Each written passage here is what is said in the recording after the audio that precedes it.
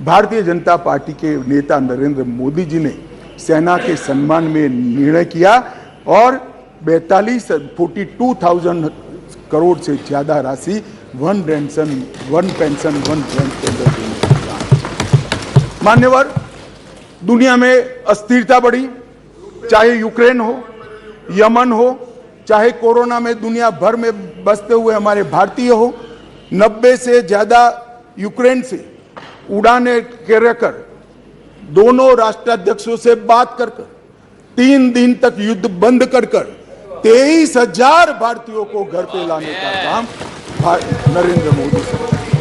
Operation राहत 5,000 भारतीय और 2,000 विदेशी नागरिकों को वहां से यमन से निकाला और 2 लाख उड़ानों के माध्यम से 2.97 लाख मतलब 3 करोड़ करीब यात्रियों को सकुशल कोरोना के वक्त वंदे भारत मिशन के तहत वापस लाया। मान्यवर, चीन की सीमा पर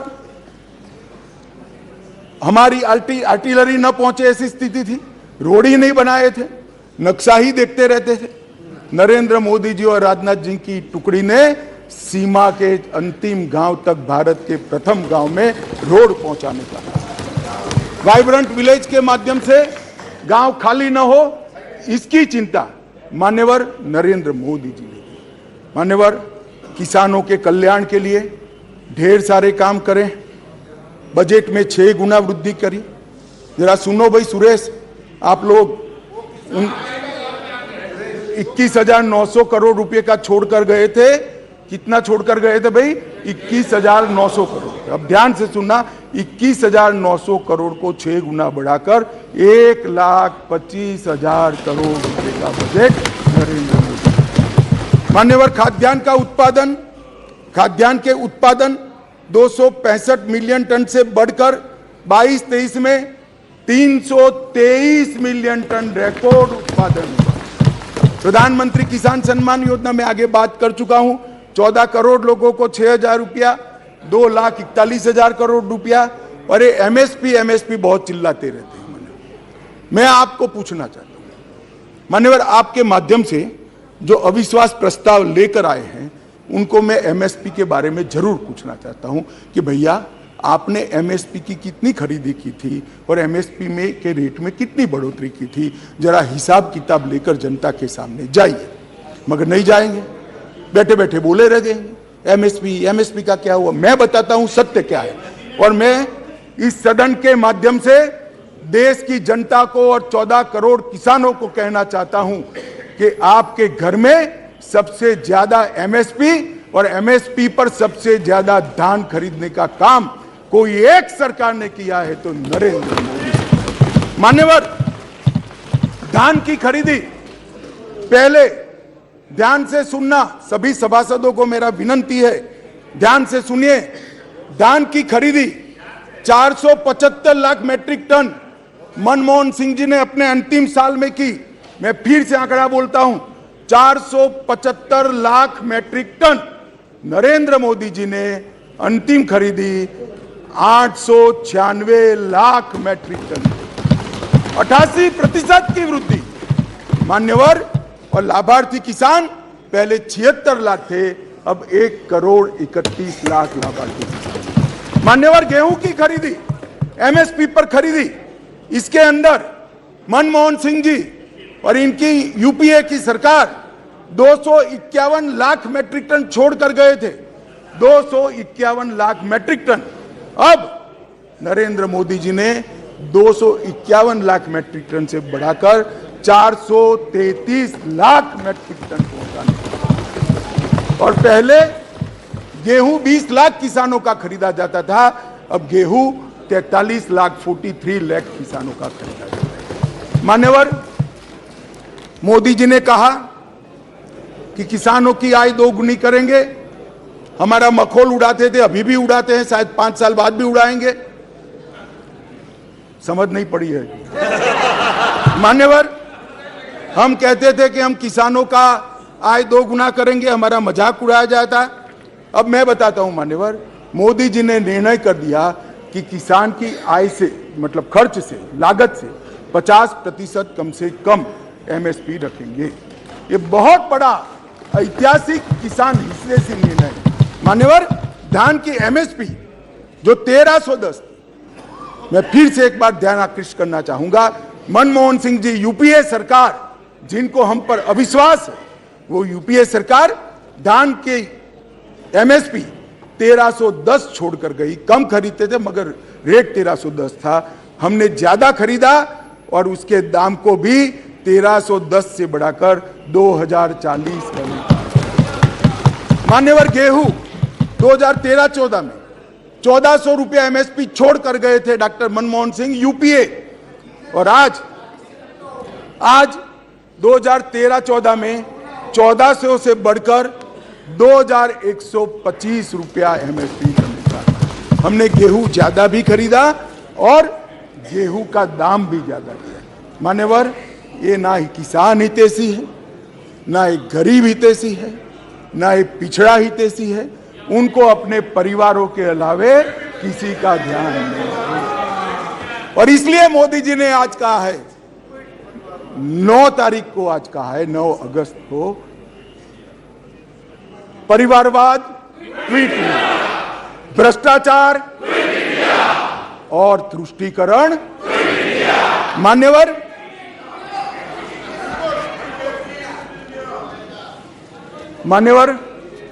मैं देश की आंतरिक सुरक्षा के प्रति आपका ध्यान आकृष्ट करना चाहता हूं।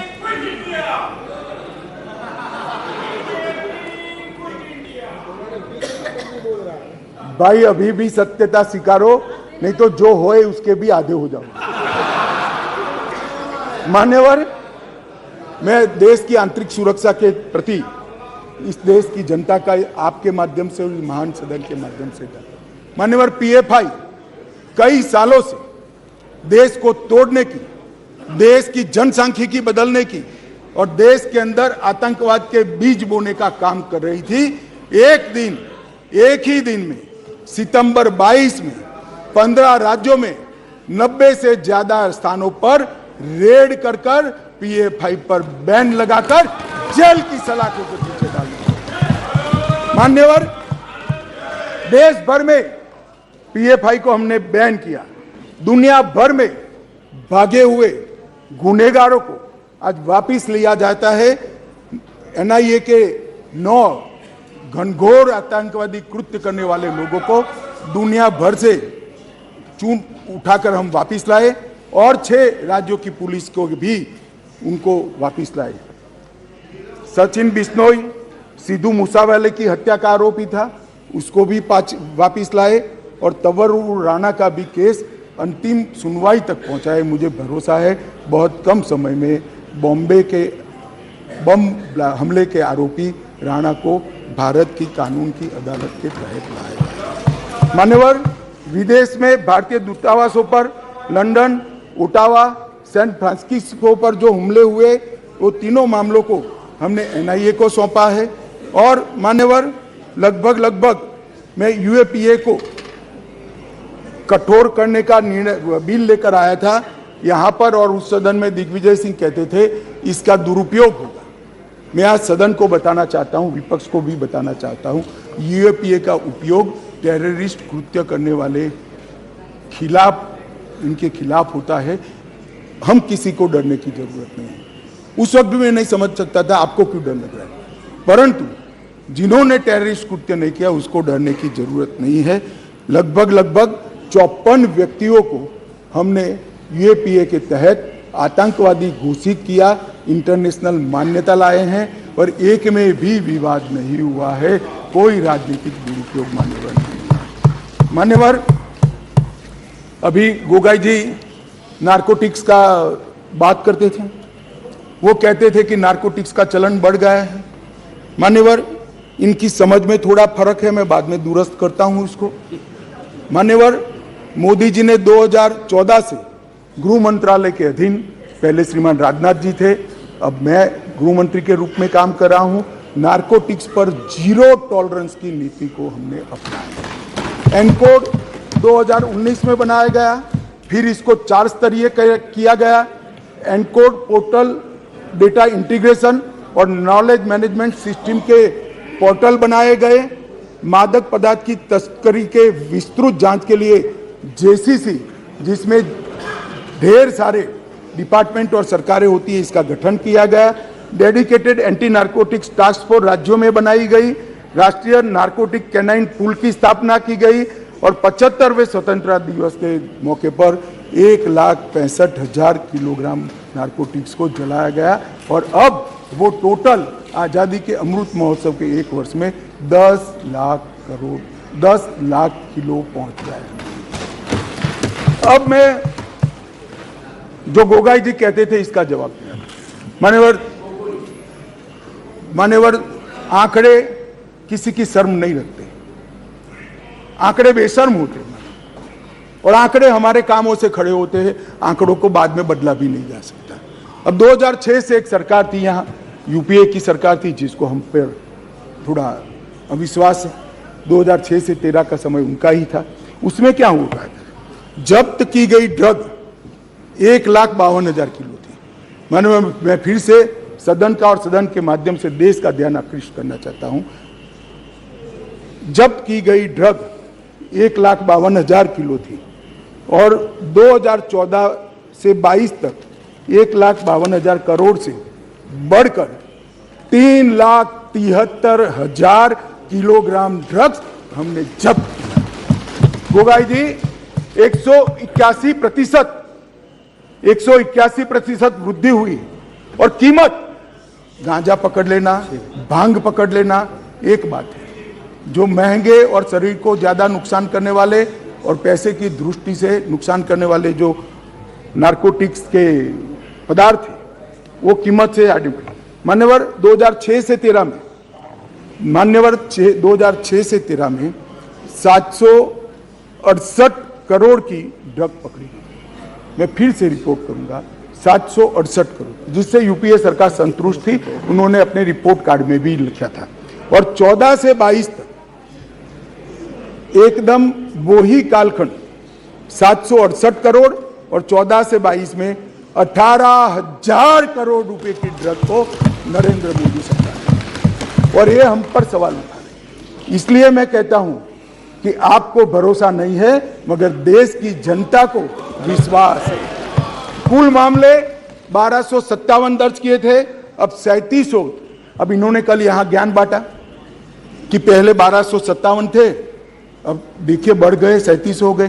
भाई नारकोटिक्स के खिलाफ केस अच्छे हैं या बुरे माने जाएंगे? हम पकड़ते हैं, आप पकड़ते ही नहीं थे, चलने देते थे।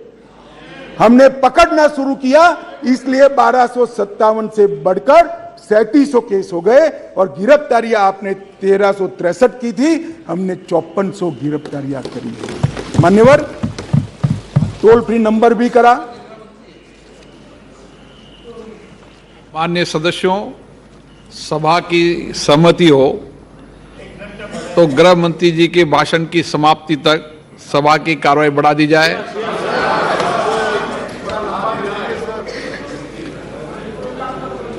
मान्यवर